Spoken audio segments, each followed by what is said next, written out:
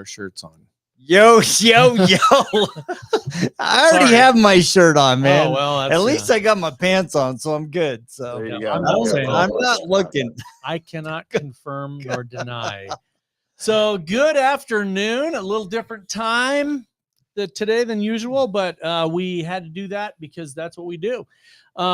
We have a guest on today that you guys have all probably seen. If you've seen Dirty Old Cars, if you've been around detailing for any amount of time, MTE, anything like that, Mr. Eron Knox. How are you doing today? Good, sir. How are you? You boys doing good?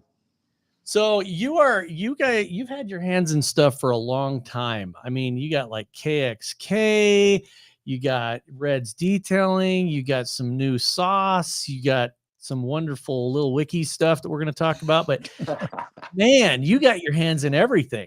And that's the stuff that you only like publicly know. That's kind of the weird part. Yeah. Well, and I know you're into art and I was looking at his art. That was pretty cool. Yeah. I definitely have my hand in a lot of stuff. I'm one of those brains that never stops. It's like a hamster in a wheel, you know? So if I get bored, I'm just not going to sit there like a vegetable. Like I build things, I try to figure things out. It's always moving. So, yep.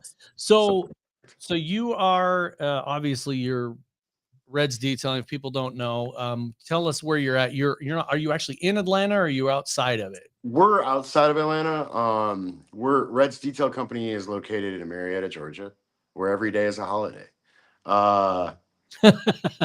It's a little kind of suburb area outside of the perimeter. In Atlanta, you have like essentially a highway system.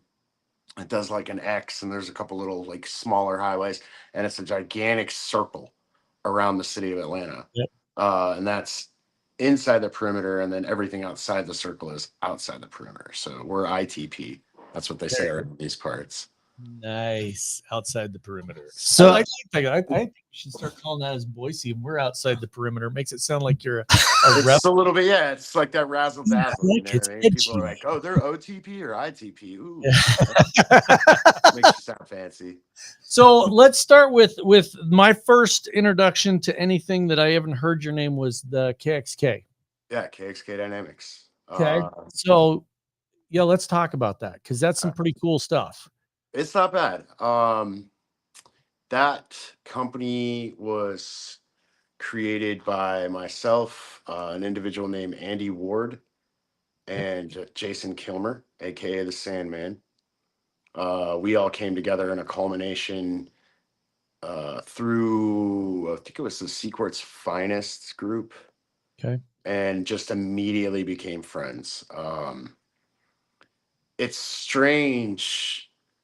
I was the runt of the litter, if you could kind of, you know what I mean, to try to translate this. Andy, he held the two largest Ferrari accounts in the United States of America, and then Jason, I mean, 5-time Riddler champion, you know what I mean? And I'm just this new goon that came in, and I started posting in the group about my findings of using certain products that technically weren't supposed to work, and like play by play my outcomes. And then dude, really lengthy, really like short novel kind of stuff. Like you just have to be a total nerd to even be into it.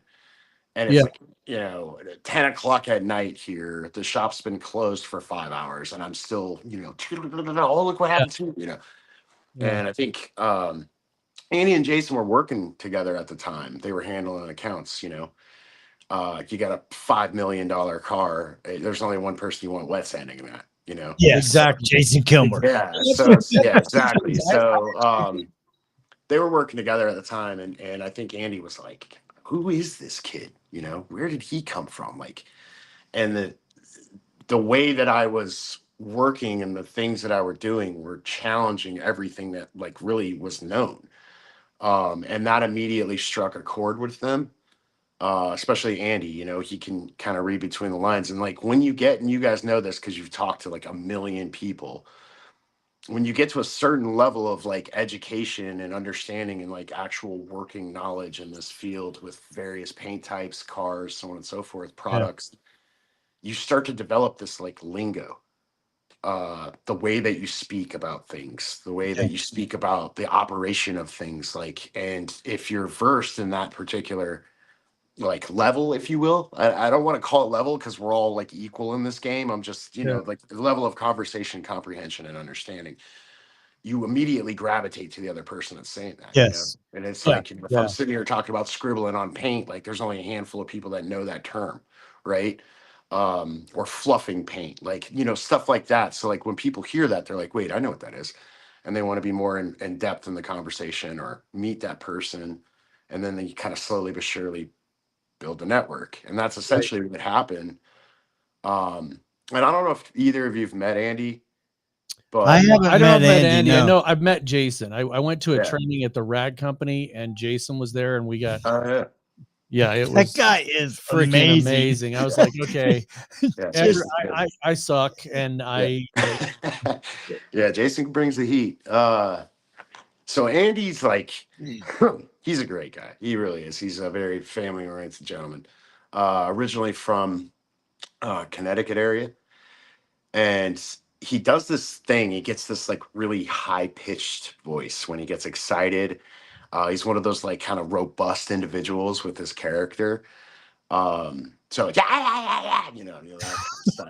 And you know, Winger is like the exact polar opposite. He's like, yeah, man, whatever. You know what I mean? Like Jason's just, he's Jason. He's very calm. Then you have me, like the glue in between that somewhere, right? And one day Andy's like, yeah, what were you doing? I forget what we were doing. We were in a hotel. We were all three sharing a room, and we're sitting there talking. And he's like, yeah, we should start a company. And it's like, all right, what the fuck you want to do? You know what I mean? Like, what do you want to do? And so Jason and I are kind of like looking at each other like, all right. And he's like, what would we do? You know, what would we call it? Blah, blah, blah. And it's like, I'm just sitting there kind of looking at him like, KxK Dynamics. And like, they both looked at me and were like, why, out of all of the things that could have come out of your mouth, why would you have said that? And I'm like, Kilmer. At the time, Andy's company was called Proficient X. And well, the other one, I don't want to use this thing. Knoxy.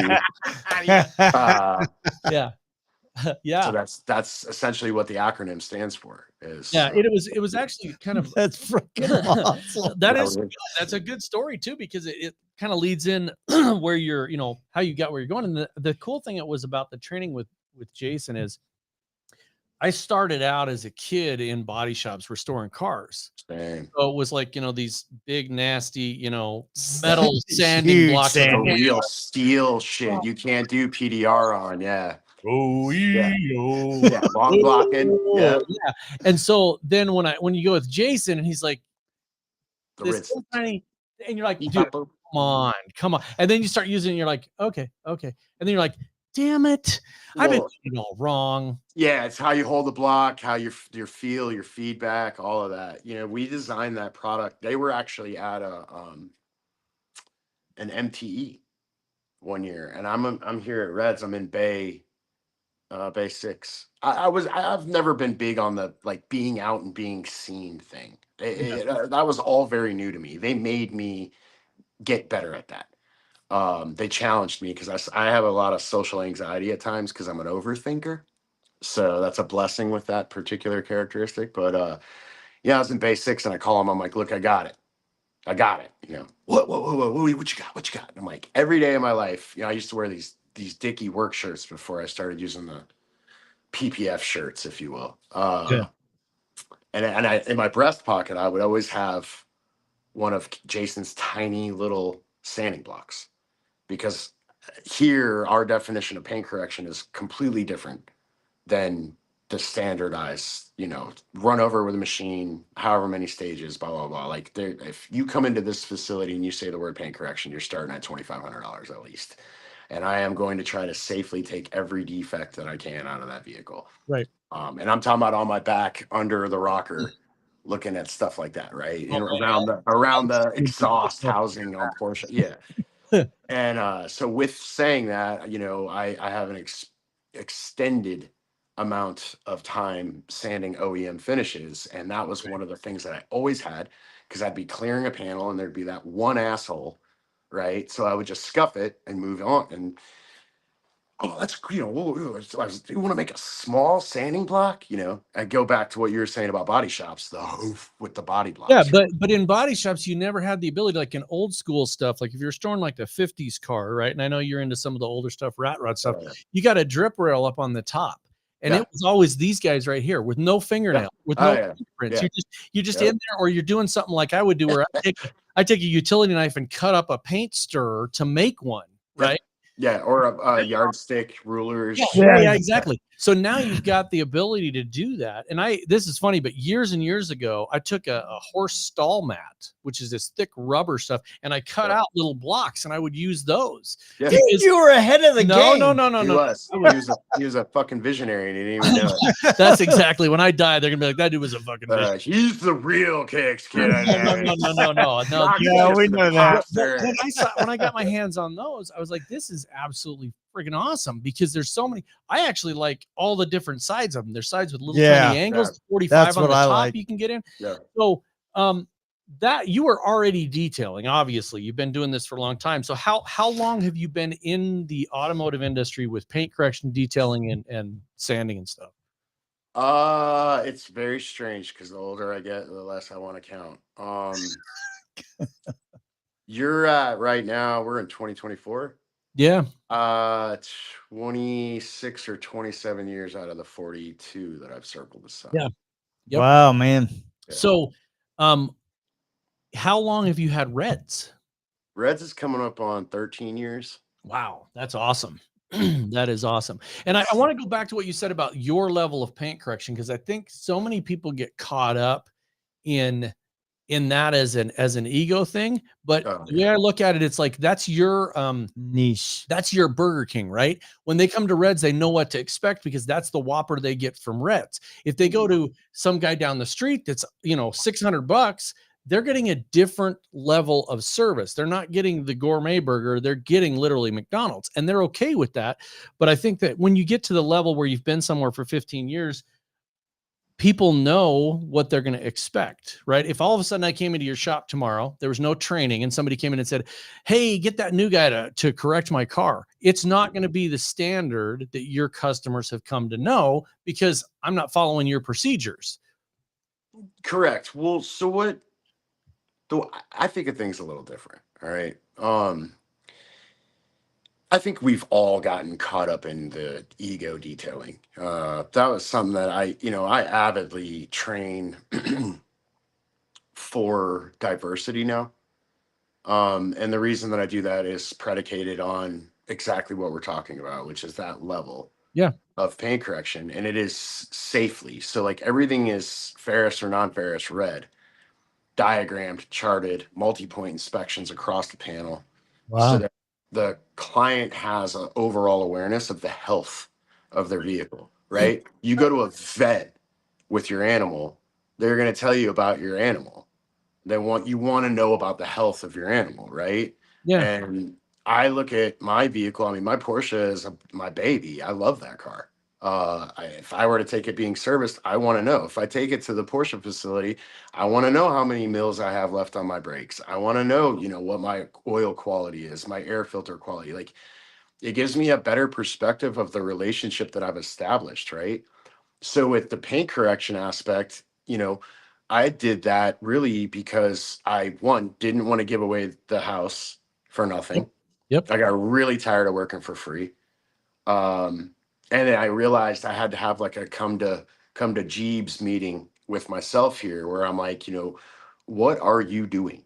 Mm-hmm. Are you detailing for you, or are you detailing for your client? Is this a business, or are you just going to start like, doing donation details? Do you want to be able to eat? Do you want to be able to feed your employees? Do you want to be able to grow and provide for your family? And like all of those questions needed to be answered from me in my heart, right? Yeah. And I could not sacrifice the chase. I could not sacrifice the feeling of when it's there. You know, when you're in the garage and you're looking at that car and you're just like, that's it. Yeah. You know, that's it. And you can't stop looking at it. And then you just, I mean, there's times when I'm sitting in the garage. I got a 993 out there, 993 Targa, where I sit there for 30 minutes at a time, don't say a damn word, and I just stare at it. Yeah. You know?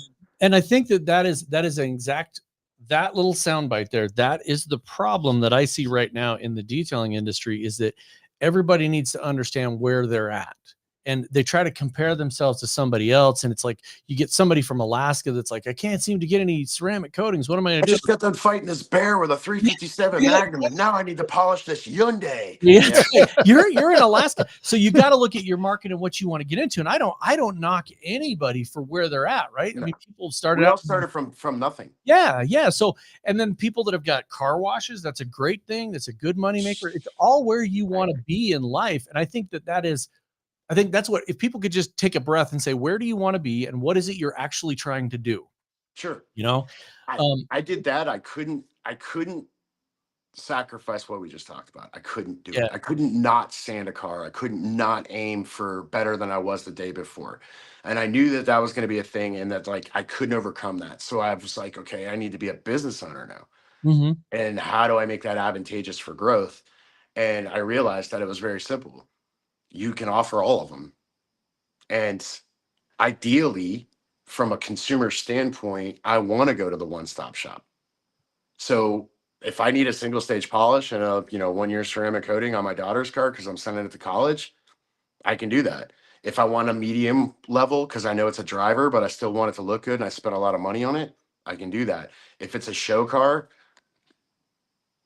I can do that. Yeah, exactly. And you know what I mean? Yeah. So let's talk about the transition from where you are to how the show got started, the whole dirty old cars thing, because that was insane. We know now. I mean, like we're meeting you, talking to you like face to face. I think we've seen each other at MT a couple times, but really never sat down and talked with you. We know Jamie Buchanan really well. Been in his house. Yeah, Jamie's good people. Don't know the Jamie's my favorite. He's he's so don't know the third guy's there, but that show really, I think at the very least it opened people's eyes to the possibilities. I have my opinions about it. I think it was too short. I think they focused on too many things really fast. It was like you'd see the behind the scenes. You're like, holy shit, that car it didn't take like 5 minutes to do that car. That was a 2-day process, that you got in 7 minutes and 32 seconds. Yeah, exactly. So how did that come about for you, and what did that do for your brand, your business, or anything, good, bad, or indifferent? Man, the story behind that is kind of unbelievable. But if you knew me and like you knew my life, like I literally have a saying. It's called Life of Knoxy. I think I have it on my personal Facebook page, and it quite literally is what it sounds. I could not explain half the shit that has happened to me or how I got into it if I wanted to. Yeah, it's I'm just existing, and then all of a sudden, oh hey, this guy came up today and wanted to talk about it, and blah blah blah blah blah, and now here I am on a television show. That's literally.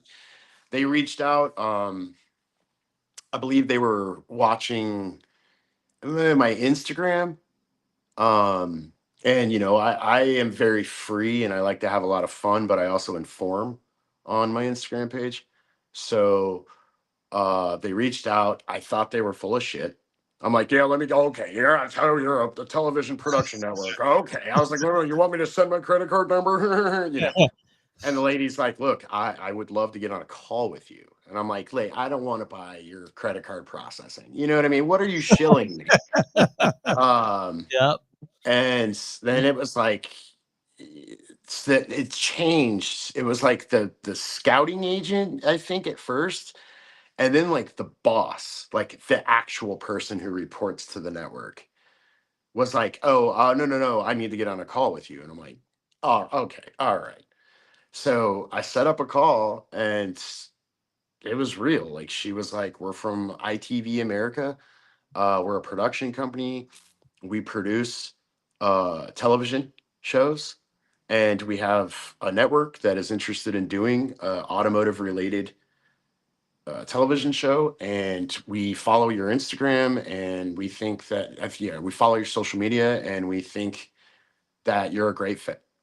And I'm like, you're fucking shut up. You know, I'm like, shut up. So she's like, look, I have seen enough.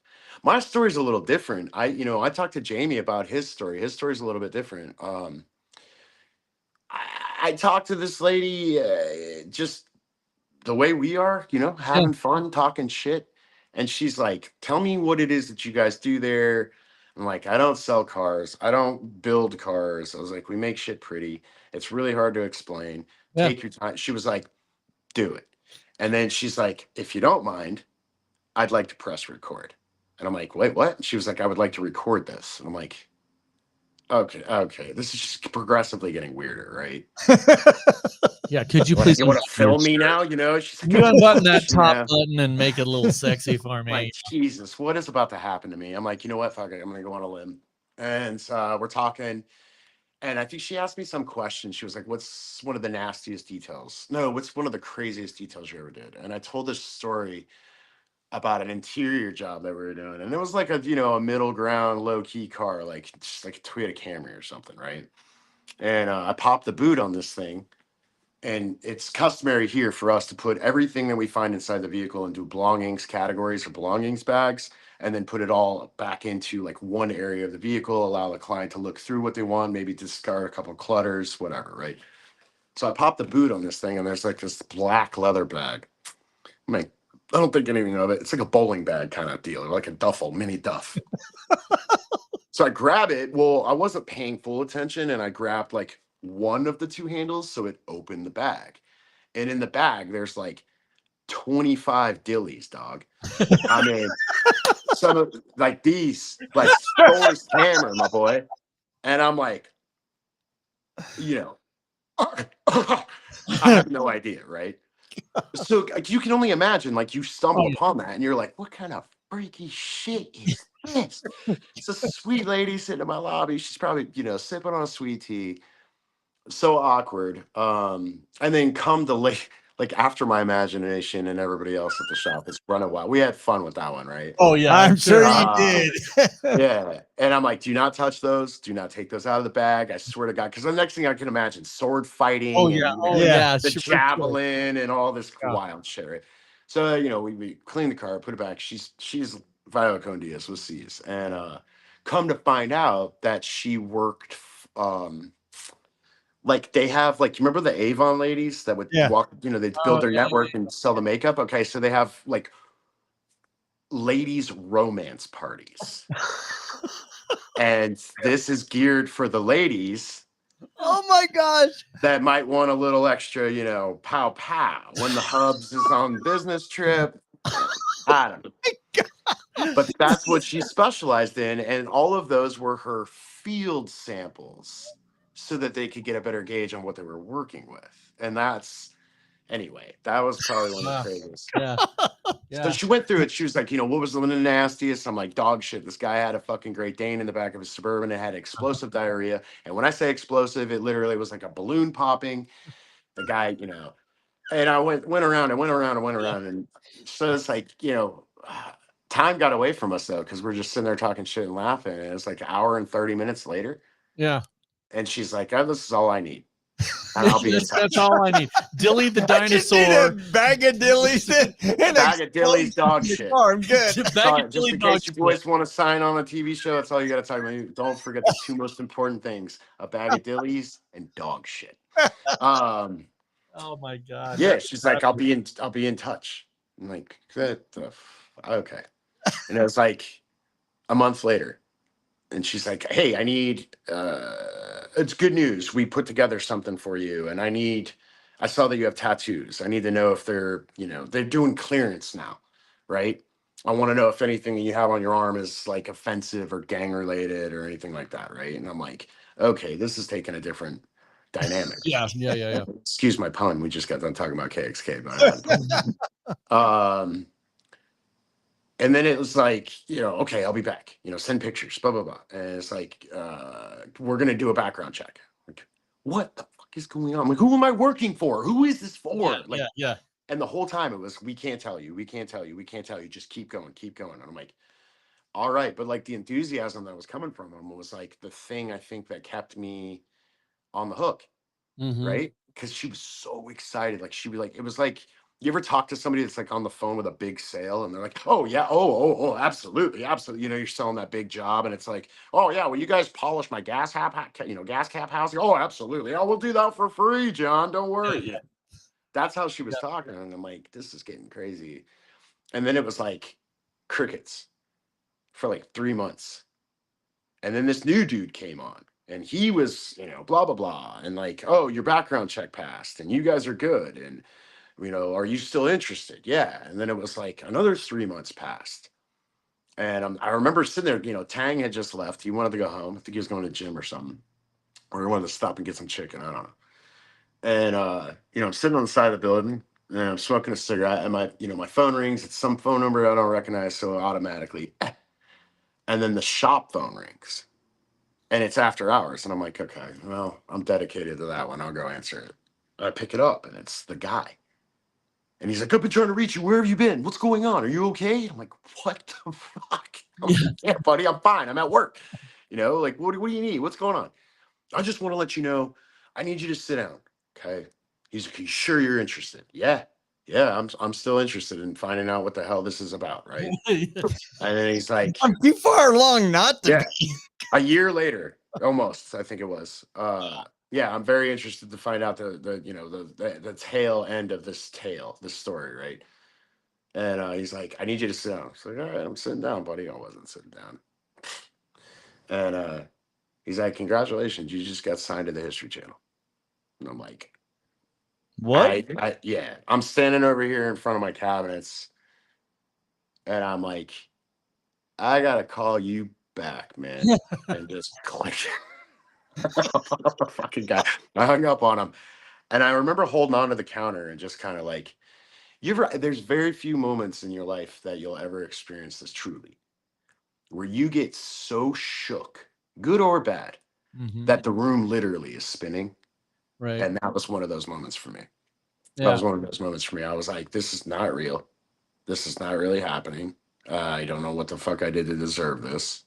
And that's how it started. And the next thing you know, it was contracts and entertainment attorneys and producers calling you and, you know, we're going to be doing this, we're going to be doing that. And it just got like, it went from 0 to 100 in 0.2 seconds. Yeah. And that's essentially how that entire thing started for me. That was my experience.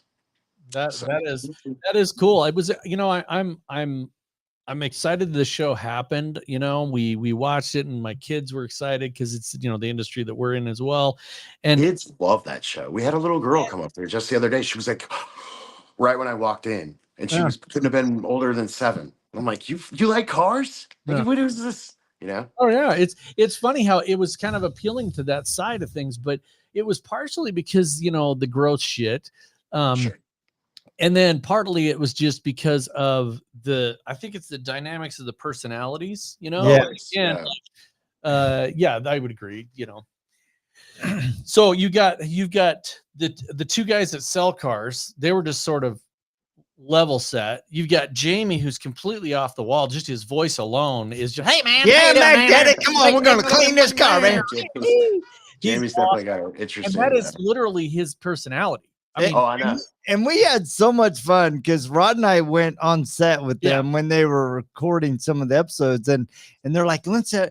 All of a sudden they got a call. Hey, we got a car you need to go look at. And so we drive out in the middle of nowhere, North Carolina, and pull up, and they pull the sheeting out and it is like the swamp thing. I wish that one would have moldy. It was God, it was literally the South. We get some gross cars. It was an H2 that the sunroof was leaking, and so to fix it, the owner was like, hey, I'll put plastic over it. Well, what happened is he covered the car in plastic, and then the plastic cracked, so the water was going in the car and the plastic was holding all the moisture. Yes, it became a perfect environment for perfect greenhouse.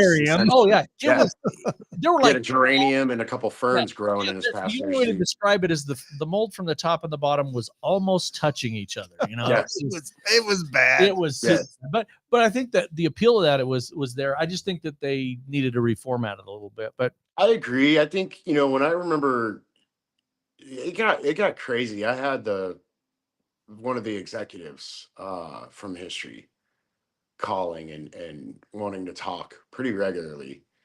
And just so pleased with us signing on, because we brought a very acute level of educational property to the show. Yeah. And working with like post-production and talking to them about like, not all soap is created equal kind of stuff.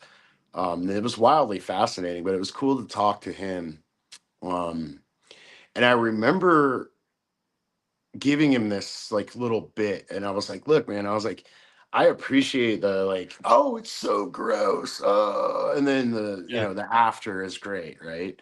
I was like, there's something to be said about it before and after. Everybody loves it before and after. And I was like, but you got to understand the car culture. And I was like, we fall in love with cars. Mm-hmm. Like, some of them may not necessarily have to be the dirtiest or the grossest, but it's cool to see like the owner and how they feel about it and the story behind it. And like, then we did that 72 Rolls, a very rare car, super high stakes. And, he was like, you're right, because I owned one of those Rolls Royce. And he was like, when I saw y'all's segment, he was like, it brought back a lot of memories of me in that car. And I was like, that's what the viewer is getting too. Yeah, it was the very to me, it was one of the very first ones. It was the Maverick, the gal that her father passed away, and she got the Maverick. That was real. You could tell that's real emotion. That wasn't made up. No, that was, she cried and cried and cried. There were two things that were literally quite like just breathtaking, like amazing about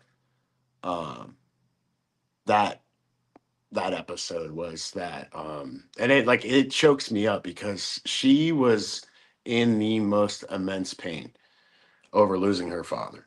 And I know that I have seen that because a year or two before I had lost my mother, and I know what that is. Unless you go through it, you don't know what it is. Like, you can be sad for somebody, but until you know exactly how it feels, you'll never be able to fully relate. So I told her, I was like, you don't have to pay for a damn thing.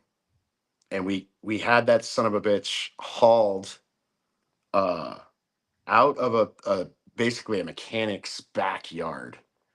So they got it running for us. But this thing had been setting since 2019, genuinely, and it was completely fucked. And they, the all of the video on that is very real. Her reaction was very real. She cried on my shoulder for 30 minutes after we showed her that vehicle, and that's all the stuff that you really didn't get to see. Yeah. The History Channel thought that we repainted that Maverick when we were done with it.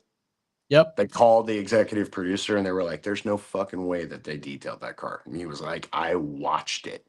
Yep. So that was pretty cool. That was and that's a great reaction, I think, for that severe one. But I think that the other thing that, like you're saying, is the educational part of it. People for sure. Understanding what can be done. And it's not that, it's not that everybody has this car that's been sitting since 2019, but it's like people will take a car that they think, oh, well, that's got scratches on it, it's gone. And you're like, no, you can get that stuff out. And we were actually in Canada last week, and they had 3 junkyard hoods completely trashed. I mean, they're wrecked and dented, and we're polishing over big, huge dents and stuff. Yeah. The little Steve, the youngest detailer in the IDA, takes a Scotch-Brite pad and just destroys these 3 hoods. I mean, he's 13, so he's just like, he was just going like, okay.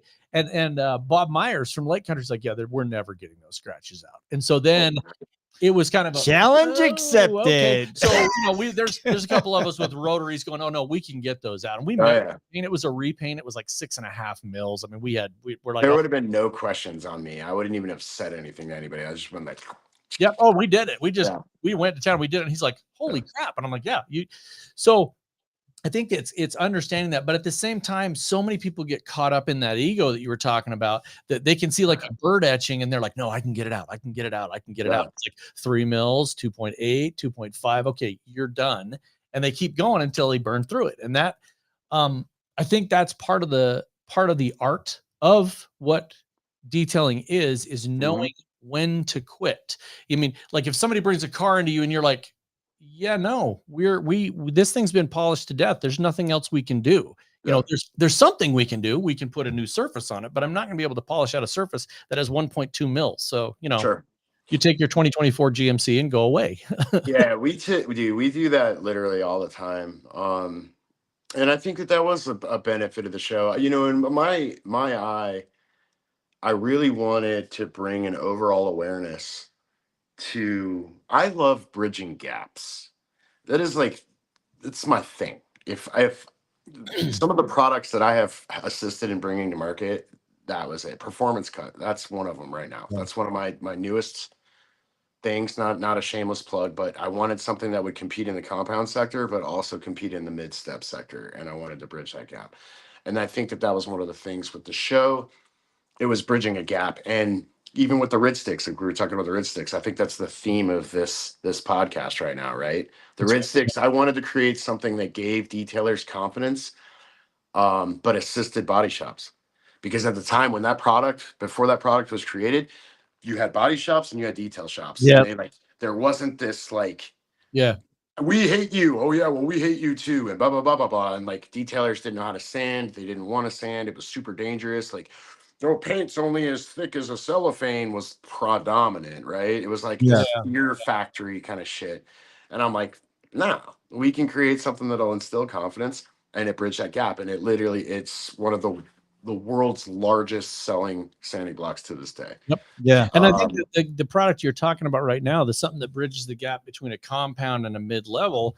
Yeah. That's what we were doing in Canada. I was using a rotary, and I haven't picked up a rotary in literally like 15 years. And I'm like, dude, I'll give you that son of a bitch. So I started going, and it's a compound that does it. It has those properties. It bridges the gap. And so we were actually doing a training, and the students were like, well, can I just do this rotary and that's it? And I'm like, no. You're this looks great here, right? This is all under the correct lighting. If we go outside, we have created swirls, but something that bridges that gap, that makes it, instead of now I have to do 3 more steps of maybe 1 or 2 after that. Right. That's what people want, because it's about time and money and making it look good. Yeah, it's efficiency, and that's literally the mission statement on Jess Car. Like, it's not the most cost-effective product. It's certainly not the cheapest. Yeah. But when you have stuff that's made with intent and made with integrity within its intellectual property, you essentially have achieved efficiency. Yeah.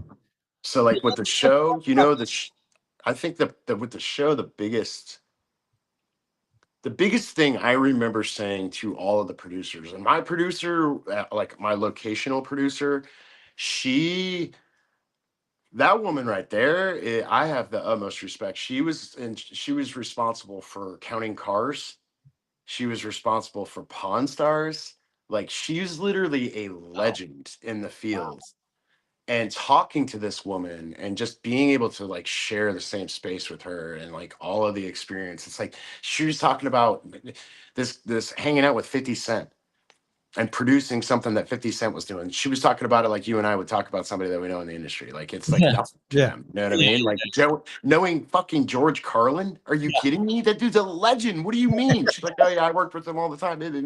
Anyway, talking to people like that and trying to get them to understand, I'm like, look, I want people to understand the difference between a car wash and a detail. Yeah. And like, even with the show, you know, some of the comments, all they're doing is washing a car, man. You know, they can't tell what's going on. And I think that was really cool for them to allow me to introduce that kind of informational part into the episodes that we did, you know, like looking at the algae and stuff that had eaten into the Rolls-Royce paint. You could see the signatures.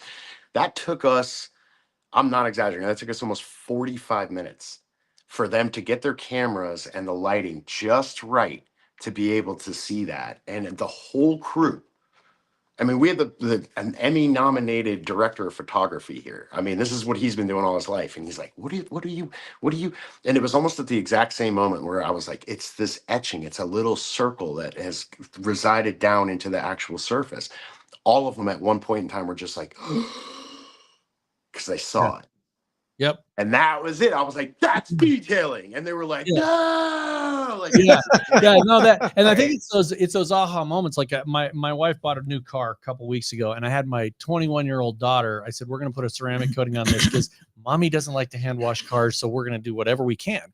And we went out and I showed her, and there's all these, it looked like they had literally, the best way to describe it to somebody that knows detailing, if you took a really heavy, rough wool blanket and threw it over the top of a new car and let it come over from Japan, and then you pulled it off, that's what this car looked like.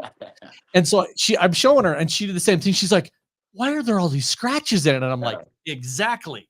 So that's why we're going to take them out. So let's talk about the transition. And it really isn't a transition, but for the purposes of this podcast, the transition into the product. And then, specifically, we're going to run down into where you got the waxes. So you've got your new Just Wax stuff, and you want to bridge that gap. First, I want to talk about what the actual physical properties, and then we'll talk about the fun stuff. So people think this is dead. It's not dead. No. So why bring it back? So other than the smell, carnauba wax is a very, very, very vital tool. And this is something that we collectively as an industry are going to need to combat to an extent. And I know that it sounds crazy for me to say that, right? Because product companies make products to sell, plain and simple. Trends start. It is what it is. But like prime example, you were talking about the rotary, right? If things keep going the way that they're going, the rotary will not be a tool that we speak about 10 years from now. The rotary is dead, right? It's still an effective tool. Oh my God, yes. It's the fastest way to cut something on the planet. I'm telling you, and it has its place. Carnauba wax. So, not trying to get too sciencey here, but essentially the way compounds and polishes are going to work is they're going to use a solvent to wake up the top coat or the top layer of paint, and then they induce a form of abrasive to be able to safely and effectively level that paint. Micro diminishing, non-diminishing, so on and so forth. And what happens through abrasion is that paint actually turns out to be the most relatable plastic form of our epidermis that you could possibly imagine. And the more that you think about it, and the more that you relate the two, the more it makes sense. It's porous, it breathes, it expands, it certainly doesn't like agitation. And that essentially is what we're doing when we're skinning it. And we're creating heat, we're agitating it, and we're literally peeling a layer of skin off of it. So with that being said, we have oils and working solvents in our polishes and our compounds.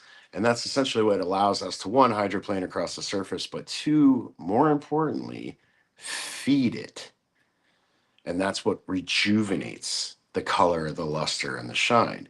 It's going into the pores and it's feeding it essentially. Right. Well, so a lot of people will complain about, oh, that's got too many fillers. That's got fillers. Okay. Right. Everything has fillers. If it's in a bottle, it's got a filler in it. It's got a filler. So the difference, and I love it. I love to geek out on this stuff and the chemistry of it. I love talking to, the chemists about the stuff, but so you're talking about a pore, through a microscope that's like this, and we're just sanding the top of it off and then trying to polish it. Whereas talk about the properties of a carnauba wax and what makes it different than just a compound. Right. So carnauba waxes are primarily non-abrasive. The only abrasive factor would be induced through actual technical or technician. Pure carnauba comes in like a brick form. So they need to figure out a way to make it pliable. They dilute it. It's one of the brands out there called Swiss Wax makes some of the best wax, because usually what they'll do is they'll use like walnut oil or something like that. That's part of the reason why they have like the low-key quasi sponsorships from some of the largest, most prestigious brands in the world. And that allows the wax to create a protective barrier, if you will. Hydrophobic properties usually, but more importantly, it's feeding it. It's giving the paint nutrients, if you will, right? Carnauba wax, I believe, was derived from a tree somewhere in South America called the Tree of Life. I'm sure there's going to be some fact checkers on that one. And it's refined over and over and over again. And within its refinement process, it essentially becomes a brick. So what we've done, man being man, is that we realized that the purest form that we could get to which would be in the high 80s, low 90s, it still only lasts probably 3 or 4 months at best, right? Yep. Man being man, let's make it bigger, let's make it stronger. Enter polymer sealants into the chat. And that's the evolution of it. It's still a protected property. It's still capable of feeding. So needless here and there, to be acutely precise with your original question is, does it still have a purpose? Absolutely. If you've ever worked with acrylic enamel, or better known as single stage paints, you'll know that they do not necessarily cooperate, or better yet, coatings don't necessarily cooperate with them. And we go back to the skinning of the skin, right? Taking that top layer of that skin off. That's all paint. It's all very fresh paint. It doesn't have the technology that base coat clear coat has. So it's a touch more sensitive, a touch more finicky. And here at Reds, we do not coat single stage cars. I don't even care if it's a high solid mechanical bonding coating, which we do have access to. I still won't coat them. Right. Because they react totally different because you're, it's so, totally. Yeah. I've seen replicated solvent pop from coating application on single stage paint, which is insane. That's essentially, it's not actually solvent pop. It's essentially the bonding property within the solvent of the coating, grabbing particular areas of the paint and penetrating it and allowing it to lift off of the substrate, as if you were to put like spray brake part cleaner on it and leave it. So that's why wax is still important. That's why sealants are still important. Yep. So now let's talk about the lovely Alex Russell. And what is the I kind of, how did he get how on did the we can? get the little wikis and the other one that's on there, the other one that he did? That's Red Delight. Let's see, I got some of that right here. Red Delight. My goon ass. He stole this picture from Gloss University where someone caught me eating a donut. Yeah, this is, you know what I mean?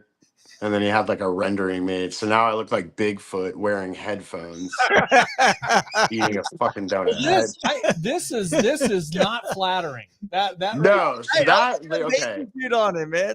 Listen, that is Alex Russell's face on Danny DeVito's body. That is very much flattering. That is awesome. That is literally freaking hilarious. Hold on. We have somebody joining. Yeah, boy. I knew I smelled some shit. I knew I smelled some shit. Yeah. Listen, you guys are talking about that little wikis. I just wanted to let everybody know Red Delight is the superior wax. You know, I don't have 100% proof, but I think the owner of Little Wikis like clubs baby seals in his free time. So I don't know why you would want to support that. You know, get some Red Delight. Whatever you say, there, Chief. It's a baby seal. Oh my gosh. Good show, guys. How you doing? I'm good. I'm good. You look a lot better than you did the other day when you were all hot and sweaty and you answered your phone. Dude, I also got a haircut just like you. So, you know. I could barely tell. That son of a bitch is trying to run away with that receding hairline, dog. Hey, this guy tell you he's been on TV before? Yeah. We just kept on talking about that, Alex. Have you been on television? No, that's right. You live in a toilet. No, I have a podcast. So he lives behind a mic. Yeah. He's got a face for radio. Right. Well, you know, I looked and on his Facebook, he is a what do they call it? A digital creator. Yeah. So let's talk about some of the. You guys were at a training a little while ago, and it looked like from the post that it was just as much fun in real life as on TV. So I kind of take that from my perspective when I see that, it's like you.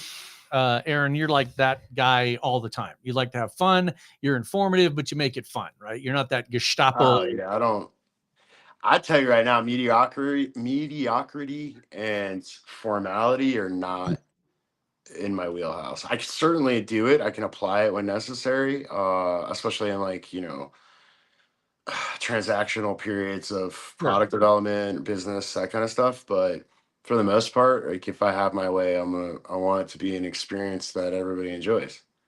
Yep. Yeah. And life's way too short to have a stick in your ass 24/7. Exactly. And at the end of the day, we do good work. We take care of cars. We make them look awesome, but nobody ever died because their car wasn't washed. Yeah, I mean, all my clients come up and talk shit. It's hilarious. Their wives make us bake treats. I mean, the husband's like, "Oh, I'm gonna pop over to Red's." It's like coming over to the boys' club. Like we built awesome. this place specifically for that.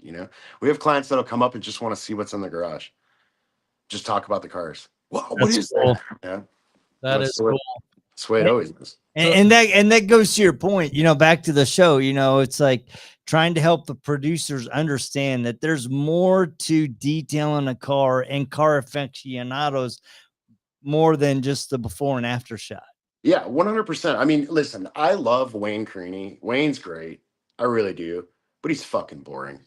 You know what I mean? There's only so much Creaney I can watch. And Wayne is a great guy. Yeah. But and that was one of those things. But then you have like the opposition, right? Like Danny Coker with Counting Cars. Like, yeah, man. Whoa, daddy. It's just a little over the top. And I don't think it represented our culture. Like, car cultures are so cool. The collective umbrella known as the car culture, right? But then you have like subcultures. Like, dude, VW people, they're fucking crazy. Yeah. Tesla people, which I don't even think they're really cars, but hey, what I respect, they're fucking nuts. The Ferrari guys, the Porsche people. I mean, there are all these like subcategories, and like these people kind of take on their own characteristics that are all. I mean, look, all right, let's go ahead and put the nail in the coffin.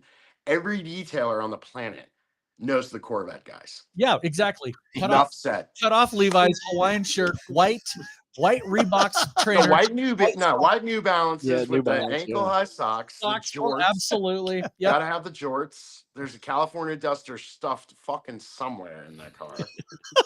The Jake Skull Corvette hat with the Kennesaw Crunch in it. Yeah. We know what it is. We know car guys. We know what it is. Guys. We love those guys. So, well, and I want to go back to Knoxy life, right? Because you said life's too short to live with a stick up your ass, right? And I think that's like a core value of Knoxy life.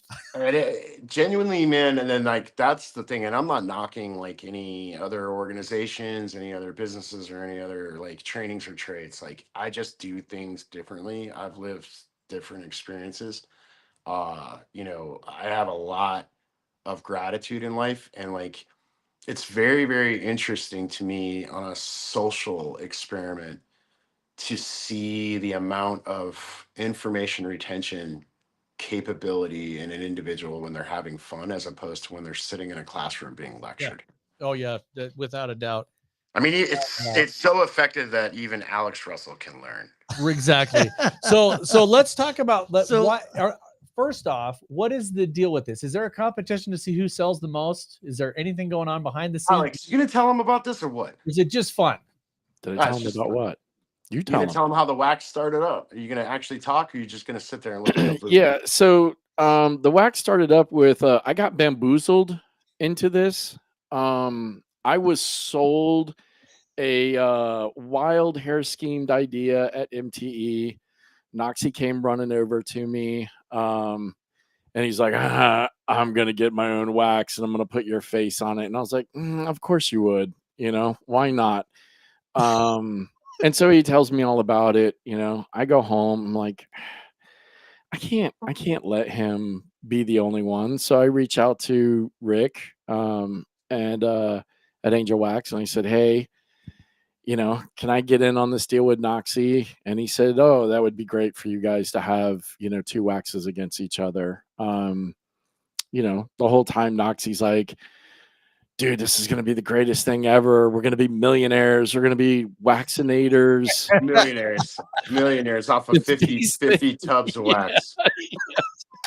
That sounds like a lot. That sounds like something I would say. And yeah, I think I mean, I don't know how many Knoxy sold, but I've given up counting. They're not flying off the shelves as much as I thought they would. So you're saying Knoxy's is selling and you're down to 2?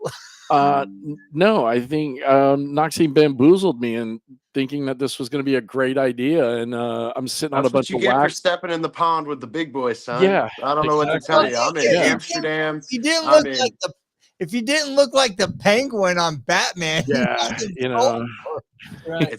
that's exactly where it's from. It's a hot seller. It looks a cross between Danny DeVito and the lion. What's that guy's name? The Tiger King. It's kind of got a little fluffy. He does have a Tiger King vibe. I really love that. I love that. It is Danny DeVito's body with my face photoshopped on top of it. So yeah, you are correct there. You're gonna do the flipper trick. Let's give one of them away, and this is literally the response. These are real people that subscribed between the starting of this.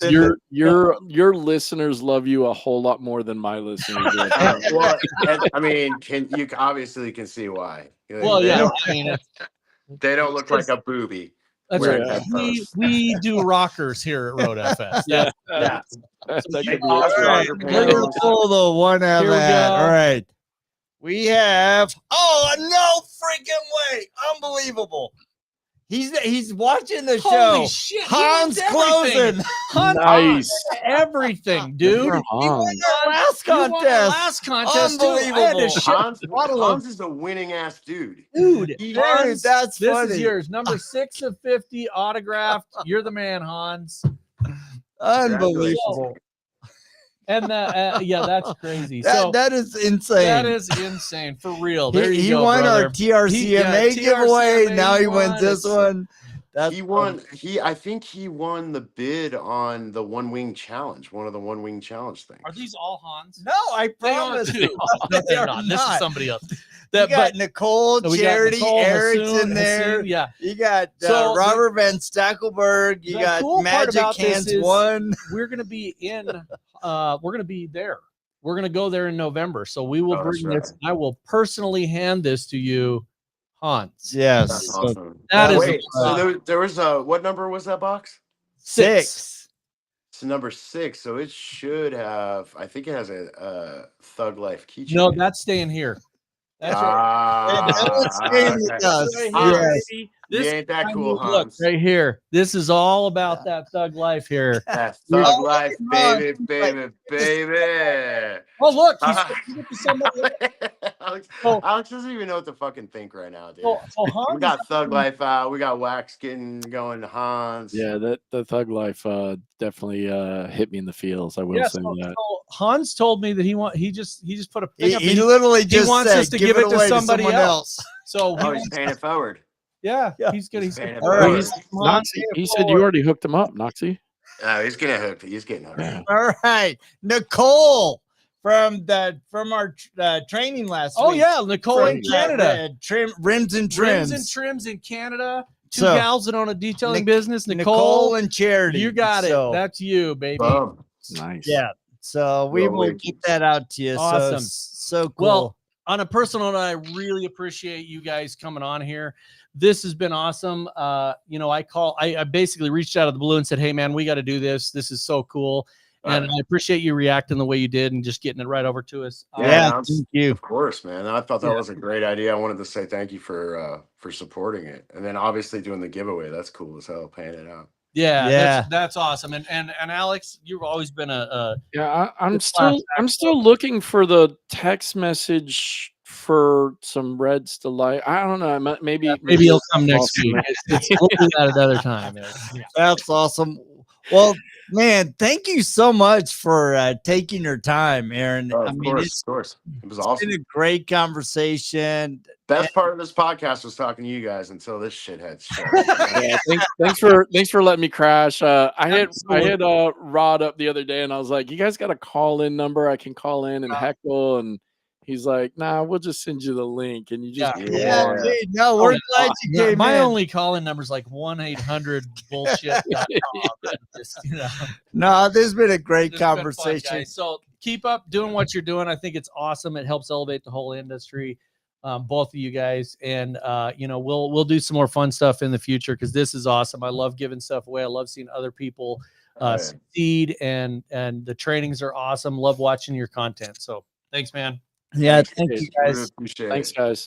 All right, see you next week. And yes, next week. Actually, next week before we go, we're gonna actually have 2 episodes. On Tuesday, we're going to connect with Tatum Tatum Trout Trout out of and Colorado, Kirk Evans and from Kirk Evans. Detailers of the Roundtable. They're having a training just east of Denver. And then on Wednesday, we have no. Where are you going, Alex? You want me to say? Okay, I'll stay. No. All right. So, and then on Wednesday, we have Ed Buse from Vietnam and Mr. Russ. God, why am I pulling a blank on his name? From Ulstrom. Apex. From Apex. Ulstrom. Yeah. PPF. So it's they going to got be one more thing. awesome. And So thanks for watching down below. Yep, I got to get there. One more comment, and then we will bounce. And it is congrats to the winner of this great way. Yes, Hans. Excellent. Thank you so much. Thank you, Hans. We really appreciate it. We'll see you in November. Yeah, See thank you, later, guys. Check out Alex everybody. Russell. He's got a great podcast. He's a great detailer, and he doesn't look so good in a bikini, but you know.